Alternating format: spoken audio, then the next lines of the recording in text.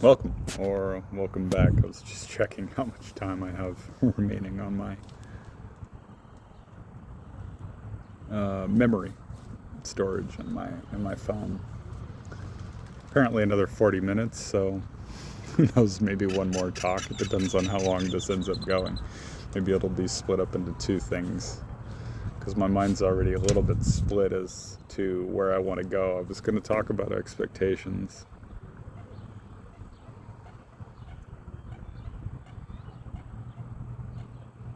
But then something else came to mind, and it's sort of fleeting me, or fleeting away, or flittering away. Whatever word would be more appropriate.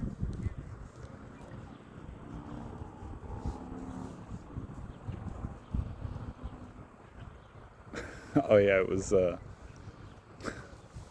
addictions. This doesn't even have really anything to do with substances, though. Yeah, those are the things that get the most attention. That's for sure. Particularly, when we're looking at America and the society that we've developed here, the drug scheduling and all this stuff.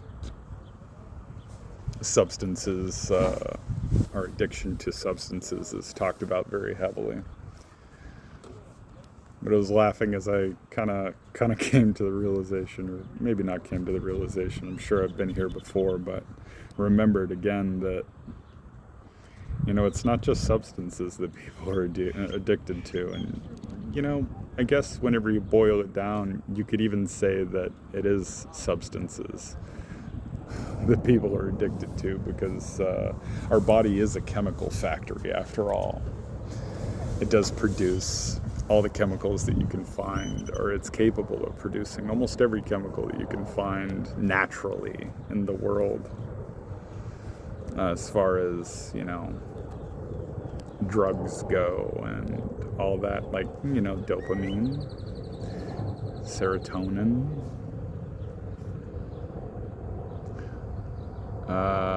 and cannabinoids, to my understanding, can be produced inside of the body.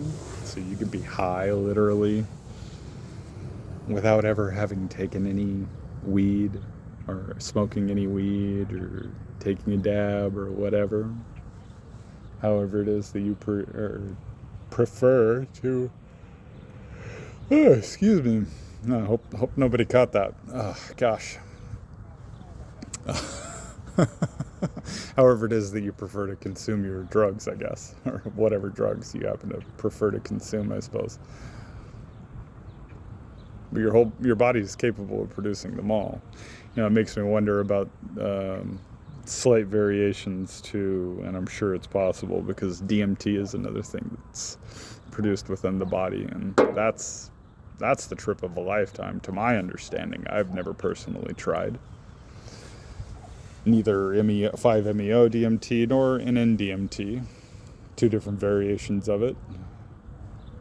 5-MeO being far more potent, to my understanding,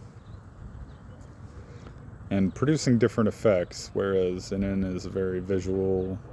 5-MeO, a lot of people just seem to experience really one of two things.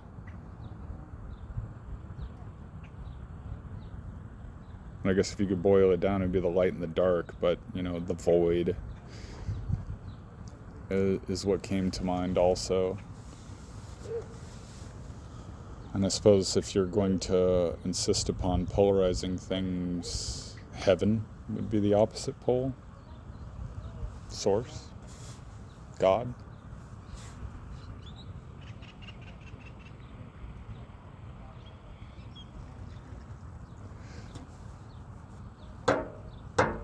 But it seems that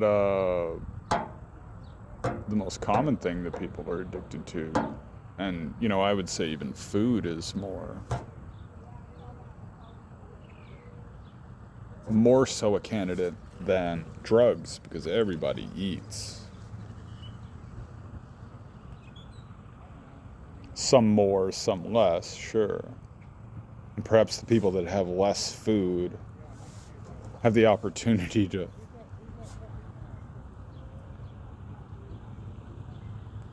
eliminate that. That was an interesting glitch. I don't know if that's going to show up on video, but I just saw the whole screen on the left-hand third of the screen over here just like snap out of frame for a second or something. That was interesting. Anyway, food is probably more of an addiction for a lot of people than any of these drugs that people or that the powers that be are so concerned about seemingly distracting us from these other things like that. But even more so than that, addicted to thoughts, addicted to states of mind or states of being, addicted to negative emotions or emotions in general.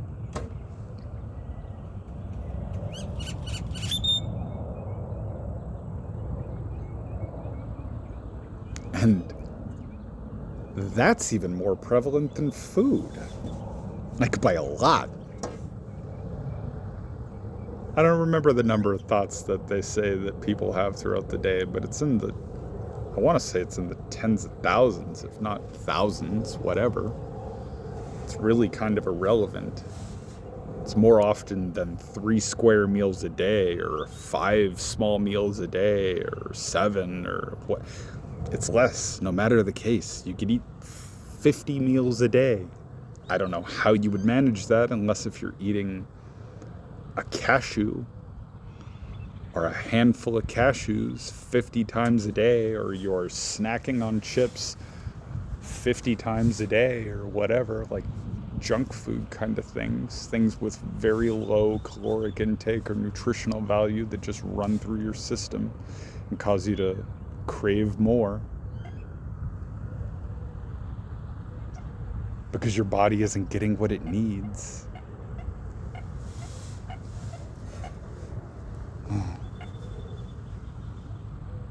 You hear that duck?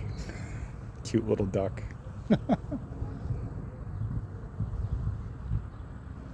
Not to mention the other birds that are around me in this beautiful environment. But it's just so funny that those illegal, that concept's got to go for me too. Substances.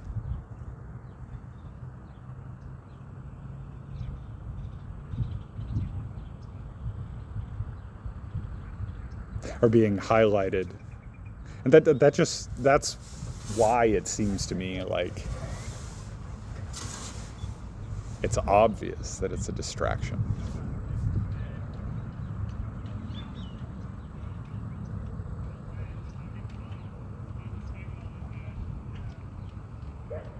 Because what's affecting our lives more? I guess if you're talking about,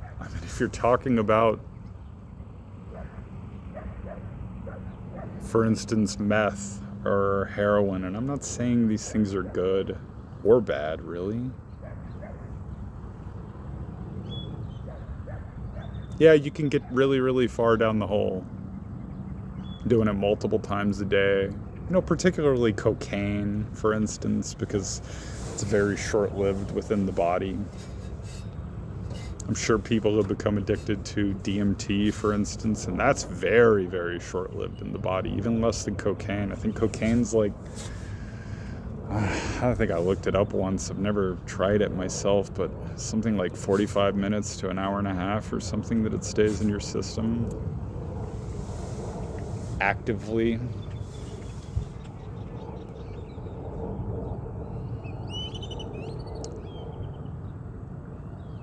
So yeah, like with that example, I'm sure you could find yourself doing cocaine 48 times a day, or I mean, actually, that might be reasonable. I was going to say you need sleep, but whenever you're on cocaine, maybe not so much. Or meth. And those things are even longer lasting. Sure, until you build up a tolerance. It's probably similar with everything else. Again, no personal experience with these or with those particular substances, but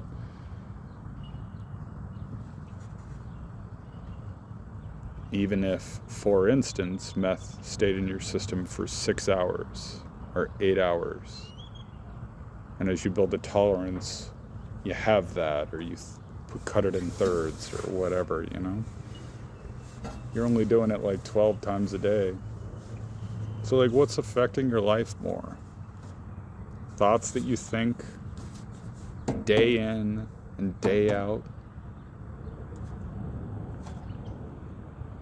on this habitual basis, or,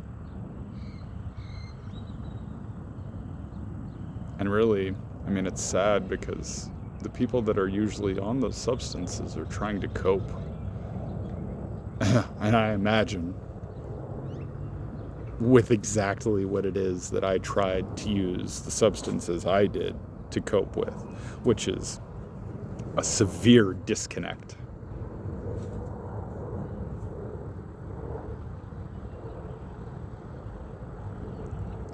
To the world based on trauma that they've experienced in their life and they don't know how to process, or they refuse to process, or they're afraid to look at, or whatever.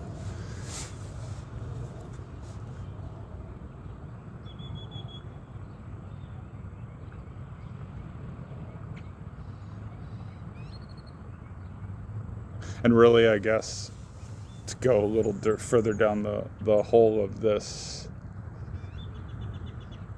I see the distraction to those kinds of things as opposed to pointing out on a mass scale to people how their thoughts create reality and how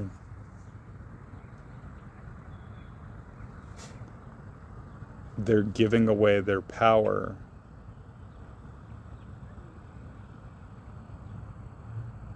which of course would be completely counterintuitive, because the people in power, if they told you that you were giving your power away, it would be obvious to whom you were giving your power away to. And I think that the people in power really don't even want to be known that they're in power, or the people that are actually in power don't want to be known, don't want to be seen. And wish to confuse and obfuscate things to such a great degree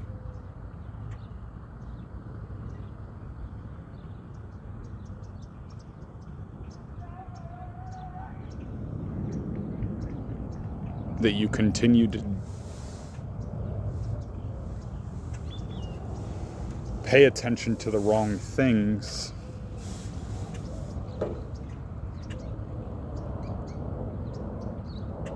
so that you keep doing what it is that they want you to do. Make them money, pay them taxes. I know I'm creating a division here when there really is none.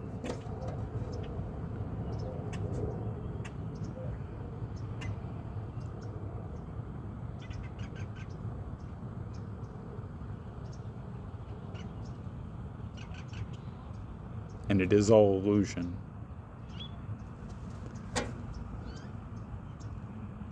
But this is the experience that we're in right now. And this is the way that I'm seeing it, to some degree, at least.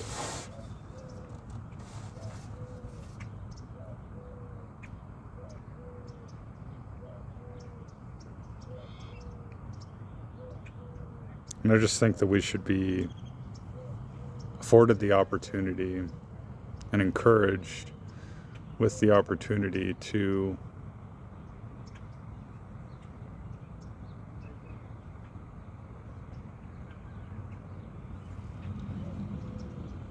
easily be able to recognize these things.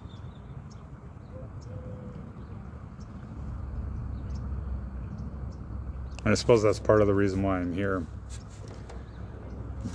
recording this video in the first place, is because I'm sick of seeing it.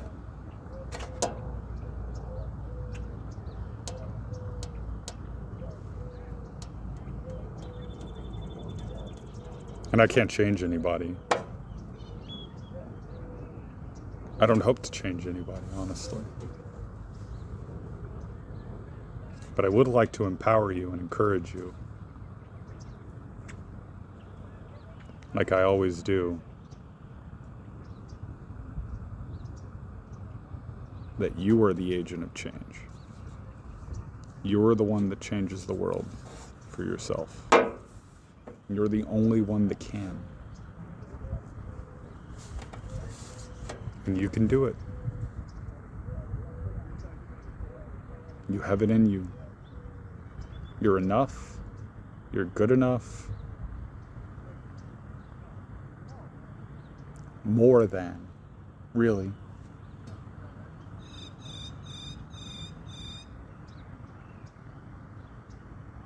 And with that, I guess, I don't even know if this is really a good ending point, but I think I'm going to end the video here. With that, I'll say, like I always do, I love you. And I really hope the best for you. Until next time.